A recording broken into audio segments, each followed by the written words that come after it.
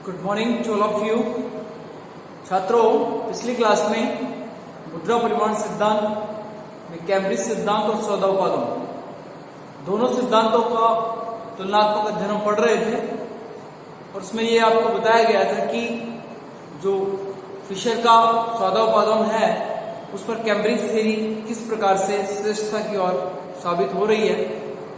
तो हमने पिछले वीडियो में उन दोनों की समानताएं और असमानताओं का अध्ययन करते हुए तुलनात्मक अध्ययन किया। छात्रों, आज के क्लास में हम चर्चा करेंगे कैम्ब्रिज समीकरण की फिशर समीकरण पर श्रेष्ठता, किस प्रकार से कैम्ब्रिज समीकरण जो है वो फिशर समीकरण से श्रेष्ठ है।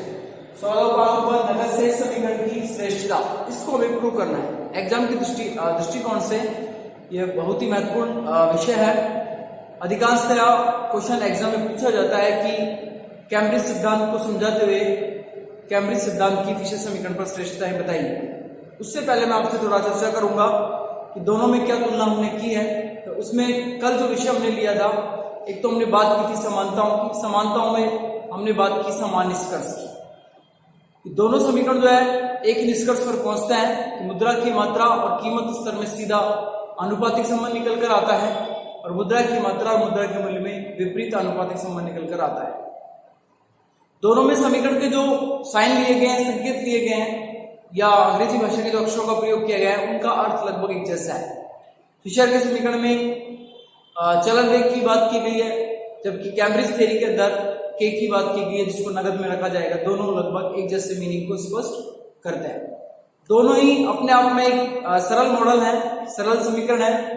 इसके साथ साथ यहां हम बात करें यदि मुद्रा समान तत्वों में इन्होंने प्रयोग में लिया है। कैम्ब्रिज समीकरण में मुद्रा का जो तत्व माना है वो m को माना है, जबकि फिशर का जो समीकरण है वहां भी मुद्रा का जो तत्व माना गया है वो m को माना गया है। केवल कैम्ब्रिज समीकरण में हम कीन्स की बात करेंगे तो जेएम कीन्स ने मुद्रा का जो तत्व माना है वो n को माना है। तो इस तरह कुछ बिंदु हैं जो समान निष्कर्ष, समान समीकरण, मुद्रा को एक तत्व के रूप में लेकर चलना, ऐसे विषयों को लेकर इसमें समानताएं दिखाई देती है। इसके अलावा यदि हम इसमें अंतर की असमानताओं की बात करेंगे, असमानताएं क्या क्या है, तो सबसे पहले हम बात करें मुद्रा के कार्य।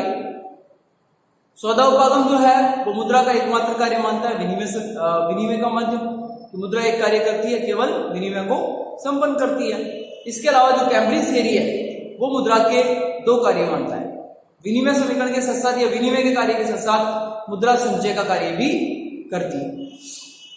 तो छात्रों, यहाँ जो सबसे महत्वपूर्ण इसमें बदलाव आया है वो इसके फंक्शन को लेकर यह है कि जो फिशर का जो क्लासिकल थ्योरी है वो मुद्रा का एकमात्र कार्य मान रही है, जितना भी मुद्रा हमारे पास होगा उसका हम क्या करेंगे, विनिमय कर लेंगे।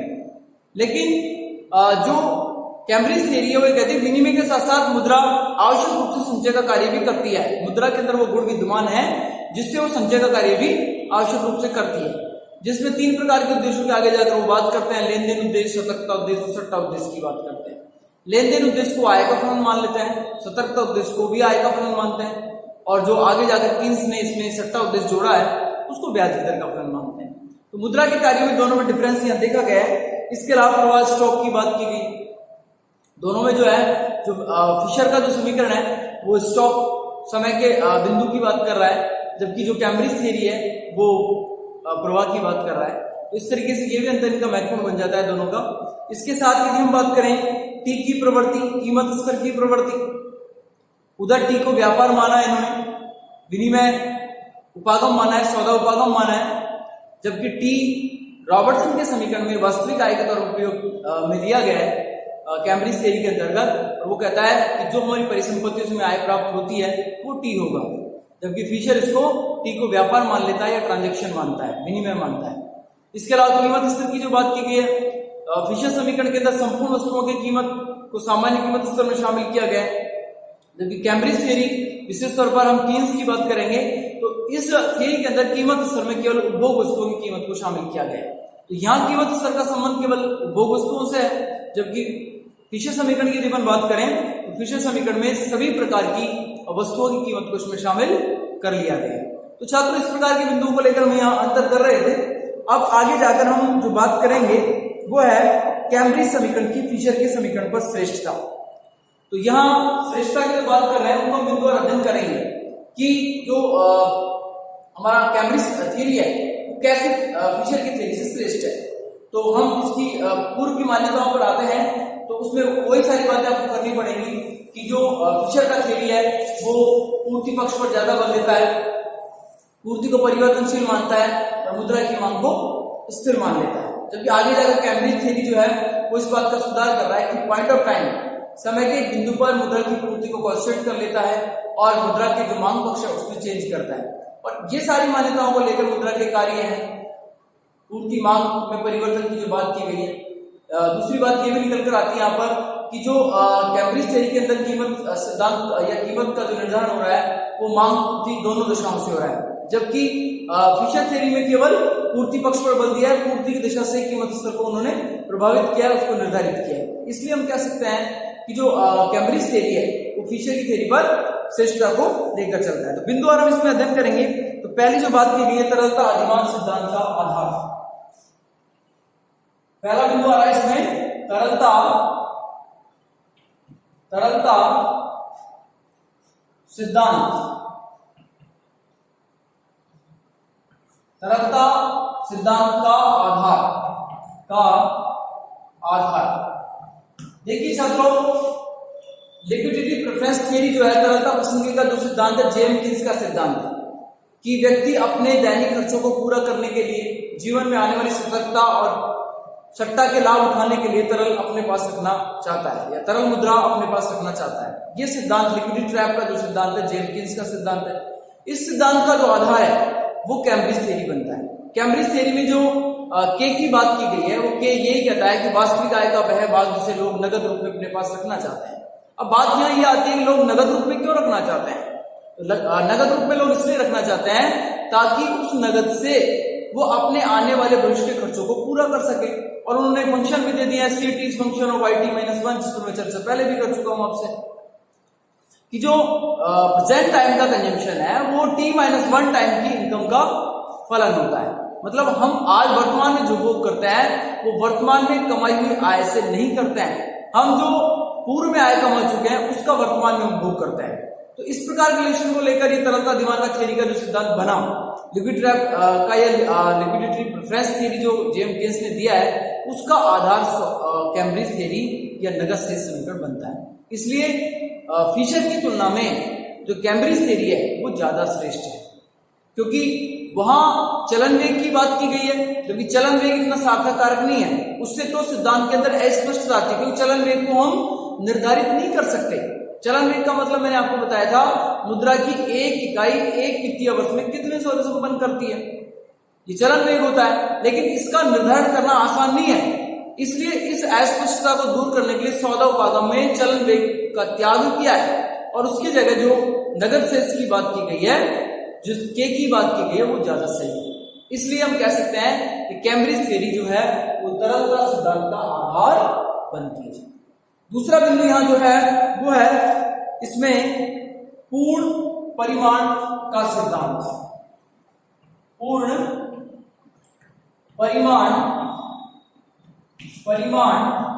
का सिद्धांत। देखिए छात्रों, जो कैम्ब्रिज थ्योरी है वो फिशर की तुलना में पूर्ण है या पूर्ण सिद्धांत है। क्यों है? क्योंकि फिशर थ्योरी के अंदर केवल मूल्य स्तर को निर्धारित करने में पूर्ति पक्ष का योगदान स्वीकार किया गया। या यूं कह सकते हैं कि एक पक्ष से उसने कीमत स्तर को निर्धारित कर दिया, जबकि मांग पक्ष अपने आप में एक बहुत बड़ा घटक होता है कीमत स्तर को निर्धारित करने में, उसको वो उपेक्षा करता है उसकी। इसलिए हम कह सकते हैं वो जो फिशर का सिद्धांत है वो अपूर्ण है, क्योंकि कैम्ब्रिज थ्योरी में प्रयास किया गया है कि दोनों पक्षों को लिया गया है, एक तरफ पूर्ति पक्ष को भी लिया गया है और दूसरी तरफ मांग पक्ष को भी लिया है। दोनों पक्षों को शामिल करते हुए कीमत स्तर या मुद्रा के मूल्य, मुद्रा की मात्रा के निर्धारण की बात की गई है।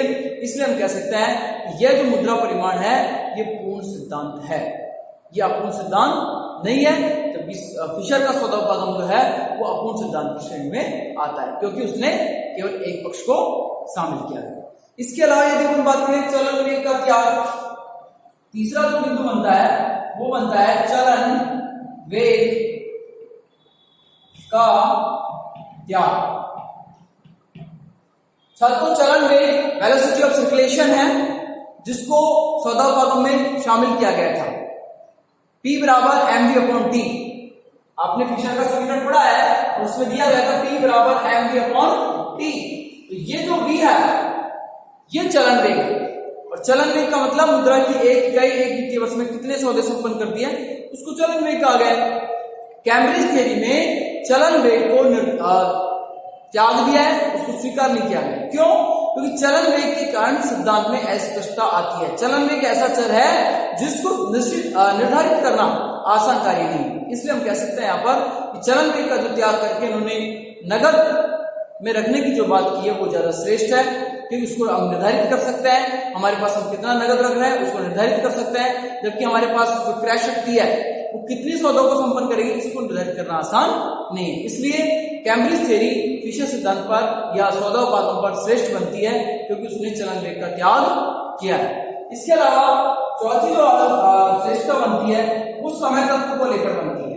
समय तत्व, देखिए कैम्ब्रिज समीकरण का संबंध जो है वो अल्पकाल से है। वो कहते हैं कि कैम्ब्रिज थ्योरी में जो मार्शल, पिगू, रॉबर्टसन, कीन्स हैं, उन्होंने अपने सिद्धांत को शॉर्ट टाइम या पॉइंट ऑफ टाइम पर निर्धारित करने की बात की हुई है, क्योंकि कोई भी सिद्धांत श्रेष्ठ या अच्छा तभी हो सकता है जब उसका अल्पकालिक उपयोग हो, जबकि जो फिशर का समीकरण है वो दीर्घकालिक समीकरण है, उसमें दीर्घकाल की बात की गई।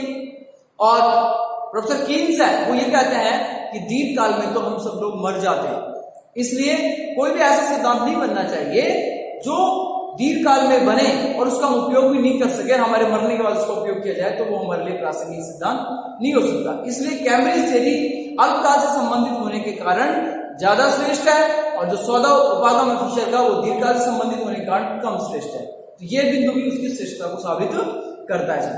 इसके बाद पांचवी जो बात की गई है वो सरल समीकरण की बात की गई है। सरल समीकरण फिशर की तुलना में जो कैम्ब्रिज विश्वविद्यालय के प्रोफेसर हैं उन्होंने अपने मुद्रा परिमाण के अंदर सरल समीकरणों का प्रयोग किया है। फिशर का जो समीकरण था वो था P बराबर mv plus m dash b dash, ये फिशर का समीकरण था। और जो कैम्ब्रिज थ्योरी में मार्शल का समीकरण आया वो आया P बराबर KO अपॉन m की जो बात की गई है, P बराबर KO अपॉन m की जो बात की गई है वो मार्शल का समीकरण बन जाता है। इसके अलावा पिगू ने KR अपॉन m की जो बात की गई है वो पिगू का समीकरण बन जाता है, उसमें C plus H 1 minus C concept जोड़ता है, और रॉबर्टसन आगे जाकर R की जगह T को शामिल कर लेता है। तो कहने का मतलब तुलनात्मक दृष्टि से देखा जाए कि जो कैम्ब्रिज थ्योरी इसके अंदर जो चर निर्धारित किए गए हैं, चाहे वो आपका Y हो, चाहे R हो, चाहे वो आपका T हो, चाहे K हो, ये फिशर के समीकरण में जो साइन लिए गए हैं या चर जो लिए गए उनकी तुलना में सरल है, इनको आसानी से स्पष्ट भी किया जा सकता है और समझाया भी जा सकता है। इसलिए ये सौदा उपागम समीकरण पर नगद शेष समीकरण जो है वो श्रेष्ठ साबित होता है। इसके अलावा नवीन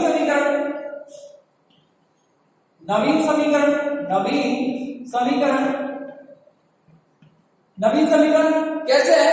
देखिए छात्रों, जो सौदा उपागम है वो पुराना समीकरण है, उसके अंदर प्रारंभिक स्थिति में तो 7 मुद्राओं को शामिल नहीं किया गया था, लेकिन आगे जाकर जो फिशर है वो उसको थोड़ा m डैश k डैश देकर संशोधन कर देता है।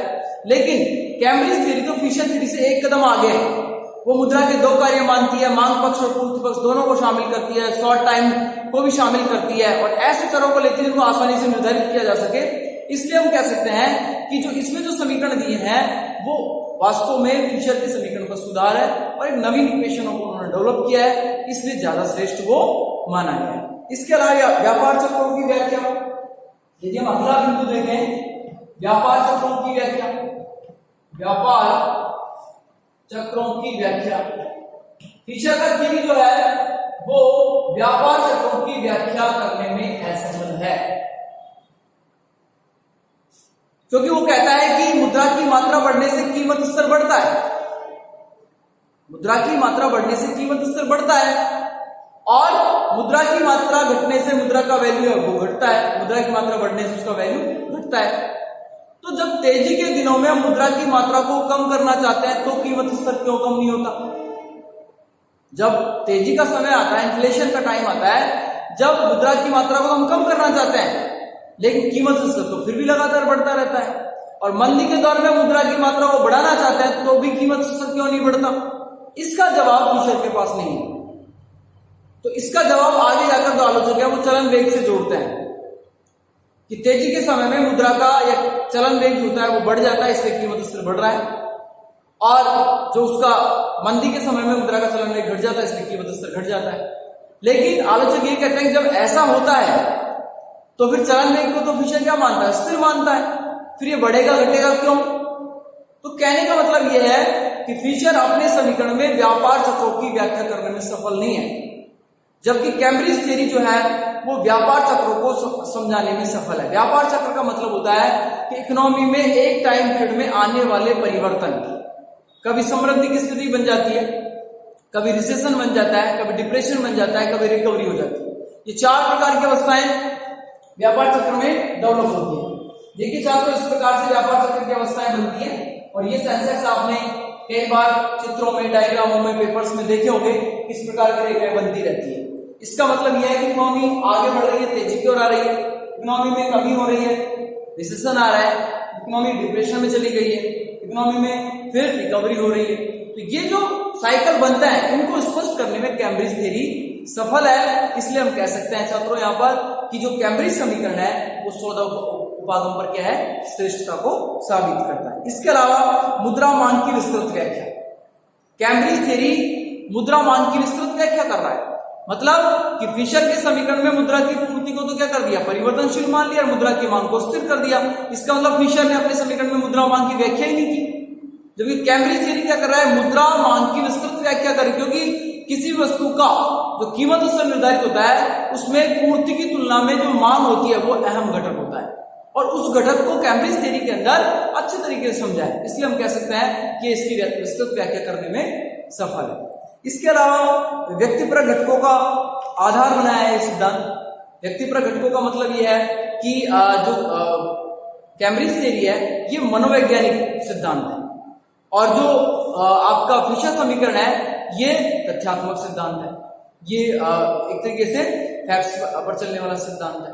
तो मन की जो घटनाएं कि हम नगद रूप में कितना रखेंगे, किस किस उद्देश्य के लिए हम कितना नगद खर्च करेंगे, तो इन सारी बातों को करने के कारण कैम्ब्रिज थ्योरी अपने आप में एक साइकोलॉजिकल कंसेप्ट बन जाता है, जबकि फिशर सिद्धांत जो है वो एक यांत्रिक घटना बन जाती है, तथ्यात्मक घटना बन जाती है, जो यंत्र की भांति काम करती है, डायनामिक प्रोसेस बन जाता है। लेकिन यहाँ चूंकि मानवीय व्यवहार का जब हम इसमें अध्ययन कर रहे हैं, तो मानवीय व्यवहार तो अपने आप में एक मनोवैज्ञानिक व्यवहार है जो मन की धारणाओं से प्रभावित होता है। तो इसलिए कैम्ब्रिज थ्योरी जो है वो फिशर की तुलना में ज्यादा श्रेष्ठ माना गया है। तो छात्रों यहाँ इन बिंदुओं को हमने पढ़ा है और इनको समझा है, श्रेष्ठता को। हम ये भी कह सकते हैं कि कैम्ब्रिज थ्योरी जो है वो फिशर की तुलना में सभी परिस्थितियों में लागू हो सकता है, या अल्पकाल में भी हो सकता है, ठीक है ना। इसमें अन्य मनोवैज्ञानिक घटकों को शामिल कर लिया गया, जबकि फिशर के सिद्धांत में ऐसा नहीं है। इसलिए आप ये बिंदु बनाकर इसकी श्रेष्ठता को साबित करेंगे, और आप ये बिंदुओं के आधार पर निष्कर्ष पर पहुंच सकते हैं कि जो कैम्ब्रिज समीकरण है वो फिशर की तुलना में ज्यादा श्रेष्ठ है। छात्रों यहाँ आपका मुद्रा परिमाण जो सिद्धांत है कंप्लीट होता है। 2 सिद्धांत मैंने आपको करवाए, फिशर का सौदापागम, उस सिद्धांत की व्याख्या, उसकी आलोचनाएं, और कैम्ब्रिज थ्योरी में 4 प्रकार के समीकरण, उनकी व्याख्या और उनकी आलोचनाएं, और साथ में दोनों सिद्धांतों की तुलना हमने की समानता और अंतर के आधार पर, और कैम्ब्रिज थ्योरी की फिशर सिद्धांत पर श्रेष्ठता। इस प्रकार से पूरा कंसेप्ट आपका एक चैप्टर का बनता है, जो आपका इस वीडियो में कंप्लीट होता है। इसके बाद हम नए वीडियो में नए विषय के साथ, नई यूनिट के साथ या नए टॉपिक के साथ आपसे फिर मिलेंगे। आप इसको पढ़िए, आपको समझ नहीं आता है, कोई चीज समझ नहीं है तो आप कमेंट बॉक्स में जरूर लिखिए। धन्यवाद।